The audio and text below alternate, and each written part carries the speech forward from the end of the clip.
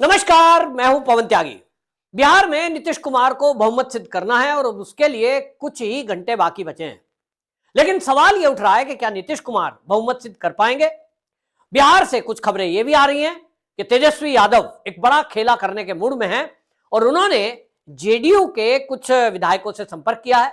4 विधायक not reachable आ रहे हैं। यह बताया गया कि एक बैठक बुलाई गई थी जेडीयू की तरफ से, जिसमें जेडीयू के 4 विधायक नहीं पहुंचे। तेजस्वी यादव की तरफ से दावा किया जा रहा है कि हमारे संपर्क में है और कांग्रेस के पहले ही 16 विधायक हैदराबाद भेज दिए गए थे, जो कि सीधे जो है वो तेजस्वी के आवास पर पहुंचने वाले हैं। इसके अलावा जो आरजेडी के विधायक हैं उनको मीटिंग के लिए बुलाया गया था तेजस्वी यादव के आवास पर, और खबर यह आई कि बाद में उनको हाउस अरेस्ट कर लिया गया। एक तरह से उसको किडनैप कहें, जबरदस्ती रोकना कहें, लेकिन असहज स्थिति है। उसमें बहुत सारे विधायक ऐसे हैं जो इस बात से खफा हैं कि हमको मीटिंग के लिए बुला दिया गया और फिर उसके बाद कमरे से बाहर नहीं जाने दिया गया, यानी वो जो कोठी है उसमें जबरदस्ती रोक लिया गया। कई के परिवारों में खलबली मच गई कि आखिरकार अचानक से कहां चले गए। कई की दवाइयां चल रही थी तो उन्होंने घर पे फोन करके अपनी दवाइयां तक मंगाई, लेकिन बाहर जाने की अनुमति किसी को नहीं मिली। ये क्या गुंडागर्दी नहीं है? क्या ये जबरन एक तरह से अपहरण नहीं है? इसको लेकर के हालांकि अभी जो खबरें आ रही हैं, इसके बावजूद भी नीतीश कुमार ये कह रहे हैं कि मैं पूरी तरह से बहुमत सिद्ध कर पाऊंगा। लेकिन इसी बीच एक खबर यह भी आई कि जो बिहार के विधानसभा के अध्यक्ष हैं वो अवध बिहारी चौधरी, वो अपनी कुर्सी छोड़ने वाले नहीं है। लेकिन मैं आपको बता दूं कि जो लोग इस तरह की खबरें फैला रहे हैं कि तेजस्वी यादव एक नई सरकार बना सकते हैं, उनका बहुमत सिद्ध हो जाएगा, कांग्रेस के विधायक उनके साथ हैं, जेडीयू के विधायक उनके साथ हैं, हम के विधायकों से, अरे भाई ये सब अफवाह फैलाई जा रही है। क्योंकि आपको बता दूं कि नीतीश कुमार की तरफ से यह मैसेज दे दिया गया कि यदि 1% भी नीतीश कुमार को ऐसा लगा कि मैं बहुमत सिद्ध नहीं कर पाऊंगा, नीतीश कुमार सीधे राजभवन जाएंगे, जाकर इस्तीफा दे देंगे, विधानसभा भंग करने की संस्तुति करेंगे। और विधानसभा भंग होने की स्थिति में यह होगा कि लोकसभा का चुनाव आ ही रहा है, दोनों चुनाव एक साथ हो जाएंगे। और यह बात अच्छे से जेडीयू, आरजेडी, हम बाकी सब जानते हैं कि अगर यह लोकसभा के चुनाव के साथ विधानसभा चुनाव हुआ तो सबसे ज्यादा इसका फायदा बीजेपी को मिलेगा। जेडीयू अपने तरफ रह जाना देखते हुए भारतीय जनता पार्टी पूर्ण बहुमत की अपनी सरकार बना ले जाएगी बिहार में। आज की स्थिति यह है। अब इस स्थिति में कम से कम आरजेडी के जो विधायक हैं वो नहीं चाहते कि आज की स्थिति में चुनाव हो। आज वो एमएलए हैं, लेकिन अगर चुनाव हुआ तो दोबारा तो उनका नंबर आएगा नहीं। मोदी की आंधी में वो ऐसा उड़ेंगे कि कहीं बिहार के सीमा के पास तो नजर भी नहीं आएंगे। और इसलिए वो जानते हैं कि ये सरकार चलती रहनी चाहिए। चलेगी कब? जब वो नीतीश कुमार को समर्थन देंगे। और इसलिए अंदर अंदर कांग्रेस के विधायकों को बेशक ये हैदराबाद इन्होंने भेज दिया हो, खूब दावत पानी और खर्चा किया गया हो, लेकिन आप देखेंगे कि इसमें से क्रॉस वोटिंग होने जा रही है। बहुत सारे विधायक ऐसे हैं आरजेडी के भी और कांग्रेस के, वो पाला बदलेंगे या एब्सेंट रहेंगे। आखिरकार नीतीश कुमार बहुमत सिद्ध करने में कामयाब रहेंगे। प्रश्न क्या है मैं आपको बता दूं। जब कार्रवाई शुरू की जाएगी, अब उस कार्रवाई में सबसे पहले क्या होगा, 11 बजे विधानसभा और विधान परिषद की कार्रवाई शुरू होगी। उसके बाद जो विधानसभा के अध्यक्ष हैं और जो सभापति हैं वो अपना प्रारंभिक उद्बोधन देंगे। उसके बाद दोनों जो है जो सदस्य हैं विधानसभा के और विधान परिषद के, वो एक सेंट्रल हॉल में आएंगे और सेंट्रल हॉल में जब वो पहुंचेंगे तो संयुक्त सभा को वहां के जो राज्यपाल हैं वो राज्यपाल राजेंद्र विश्वनाथ वो संबोधित करेंगे। उसके बाद दोनों अपने अपने सदन में चले जाएंगे। उसके बाद जो है विधानसभा अध्यक्ष अवध बिहारी चौधरी, जो कि लालू जी की पार्टी के हैं, उनको हटाने का प्रस्ताव जेडीयू की तरफ से रखा जाएगा। उसके बाद उस पर वोटिंग होगी। और क्योंकि बहुमत अगर नीतीश कुमार के साथ है तो निश्चित जान लीजिए कि वो हट जाएंगे। और जब हटेंगे तो फिर नया अध्यक्ष बनाने के लिए जो कार्रवाई होगी उसको जो है वहां उपाध्यक्ष हैं, वो उपाध्यक्ष महेश्वरी हजारी वो आसन पर बैठेंगे और उपाध्यक्ष की उपस्थिति में नया अध्यक्ष चुनाव की प्रक्रिया अपनाई जाएगी। फिर नया अध्यक्ष बनेगा तो सीएम नीतीश कुमार विश्वास मत का प्रस्ताव रखेंगे और उस पर फिर वोटिंग होगी। अब इस प्रक्रिया में सारी में जैसे ही विधानसभा का अध्यक्ष जो कि आरजेडी का है, लालू जी की पार्टी का अवध बिहारी चौधरी, इनको हटाने की बात रखी जाएगी, उसी में ये पता लग जाना है कि आखिरकार ऊंट किस करवट बैठेगा।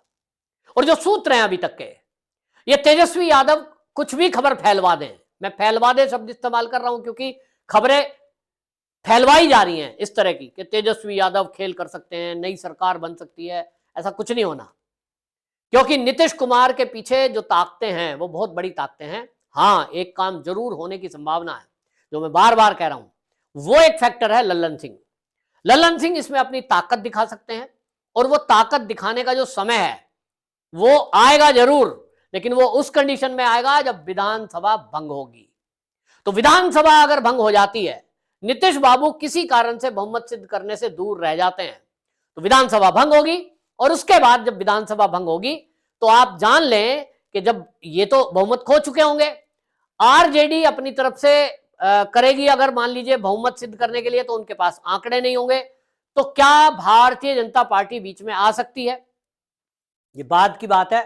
जो आज के आंकड़े हैं उसके हिसाब से तो अभी तक ये दिख रहा है कि जो नीतीश कुमार कह रहे हैं कि हमारे पास पूर्ण बहुमत है, वो तो होता दिखाई दे रहा है।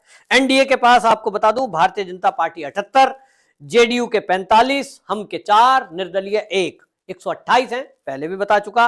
विपक्ष के पास जो आरजेडी है उसको और कांग्रेस को मिलाकर और वामपंथी मिलाकर वो बैठते हैं 115। तो 122 का आंकड़ा छूने के लिए, यानी बहुमत पार करने के लिए, लालू जी की पार्टी को अब इसमें कम से कम 7 विधायकों की आवश्यकता है। अब ये 7 का आंकड़ा छूने के लिए दावा कुछ भी हो, लेकिन इनको ये आंकड़ा मिलना नहीं है, क्योंकि जो आरजेडी के विधायक हैं, जैसा मैं पहले भी बता चुका हूं कि जो यादव नहीं है, जो लालू की पार्टी के जो शिक्षा मंत्री रहे चंद्रशेखर, उनकी बयानबाजी, राम मंदिर का विरोध, मुस्लिम तुष्टीकरण, गुंडागर्दी और वसूली, इन बातों से जो खफा हैं, जिनकी छवि खराब हो रही है और वो छवि सुधारना चाहते हैं, ऐसे लोग वो सब चाहते हैं कि हम आरजेडी से पीछा छूटे, या तो जेडीयू में आ जाए, चाहे तो इंडिपेंडेंट खड़े हों। अब उसके लिए दल बदल कानून अभी लगता है, लेकिन ये दल बदल कानून लगेगा कि नहीं लगेगा, ये विधानसभा के अध्यक्ष के ऊपर है। और इसीलिए पहला काम विधानसभा स्पीकर को हटाने का होगा। वो विधानसभा स्पीकर बीजेपी का बनेगा, ऐसा कहा जा रहा है, मेरे सूत्र तो यही बता रहे हैं कि बीजेपी का स्पीकर बनने जा रहा है। और बीजेपी का स्पीकर बनेगा तो फिर वो मान्यता दे या ना दे, वो उसकी पावर है। जैसा हमने महाराष्ट्र में देखा है, महाराष्ट्र में भी स्पीकर की पावर है, उसको कोर्ट में भी चुनौती देते रहो, बाद में क्या होता रहेगा, लेकिन एक बार को सरकार बन जाएगी अगर बहुमत मिलता है। अगर ये बहुमत मिलता है तो ठीक ठीक ऐसे ही चलता रहना है। लेकिन अब असली बात होगी कि लालू प्रसाद की पार्टी का क्या होगा। तो आपको बता दूं कि पार्टी टूटने जा रही है। जो यादव ग्रुप है आरजेडी के विधायकों का, वो जरूर लालू के पीछे खड़ा रहेगा, क्योंकि उनको तो जाति के आगे सोचना नहीं है। लेकिन जो राष्ट्रवादी और सनातनी है वो निश्चित रूप से वहां असहज स्थिति में है। और तेजस्वी यादव ने जिन विधायकों को हाउस अरेस्ट किया है, उसके बाद तो और ज्यादा लोग उनको कह रहे हैं, उनके परिवार वाले भी ये कह रहे हैं कि ऐसी गुंडा पार्टी में आप हो कि मीटिंग के लिए बुलाया गया और धोखे से आपको घर में कैद कर लिया गया। ऐसी गुंडा पार्टी में काहे को रहना है। और इसलिए आपको बता दूं कि मन पूरा वो बना चुके हैं, लगभग उनकी संख्या 15 से अधिक है। वो 15 विधायक आरजेडी छोड़कर जेडीयू या बीजेपी में शामिल हो सकते हैं। अब वो शामिल होंगे, दल बदल होगा कि नहीं होगा, इसके लिए संख्या बल ज्यादा चाहिए, यह भी इंतजाम किया जा रहा है। लेकिन अब देखने की बात होगी कि ये इंतजाम के बाद जो जैसा महाराष्ट्र में हुआ है वैसा अगर यहां होता है, तो यहां संख्या कम है और कोशिश की जा रही है कि ये संख्या बढ़े। और वो कब होगा? जब ये सरकार बहुमत सिद्ध कर देगी। यानी नीतीश कुमार अगर बहुमत सिद्ध कर लेते हैं तो जो आरजेडी है लालू की पार्टी, उसका 2 टुकड़ा होना बिल्कुल तय है। तो 2 ही संभावना है। नीतीश कुमार पूर्ण बहुमत जो दावा कर रहे हैं, अगर वो साबित कर देते हैं तो निश्चित जान लीजिए कि उसके बाद सरकार तो मजबूती से चलेगी, लेकिन लालू की पार्टी खत्म हो जाएगी। 2 टुकड़े तो हो ही जाने हैं, बस उसमें वो रह जाएंगे जो घुसपैठियों के पक्षधर हैं, घुसपैठियों के बिरादरी के हैं, उनकी भाषा बोलते हैं, वो रह जाएंगे, यादव रह जाएंगे। यानी MY फैक्टर की बात जो लालू जी करते रहे और सत्ता में लंबे समय बिहार की रहे, केवल वही M और Y वाले जो है विधायक रह जाएंगे लालू जी के साथ। बाकी विधायक सोच रहे हैं कि हमारा क्या, क्योंकि लालू की फैमिली में लालू के बच्चे, उनके लिए वो आगे का पीढ़ी है और पार्टी के आगे पदाधिकारी हैं। लालू की बेटी है वो सांसद बन जाएगी, लालू के बेटे हैं वो मंत्री बन जाएंगे, बाकियों का क्या। वहां M और Y ओनली 2 ही है, उनको, लालू जी को और किसी की जरूरत भी नहीं है। तो बाकी लोगों को यह दिखाना है कि हमारा भी स्वाभिमान है, हमारी भी वैल्यू है। आप हमें शून्य समझते हैं, लेकिन शून्य यदि 1 के सामने लग जाता है तो उसकी वैल्यू बढ़ जाती है। और इसीलिए ये जो आरजेडी के विधायक हैं, ये टूटकर अब अलग गुट बनेगा या ये जेडीयू में मर्ज हो जाएंगे, बीजेपी में शामिल होंगे। बस इतनी सी बात अटकी हुई है।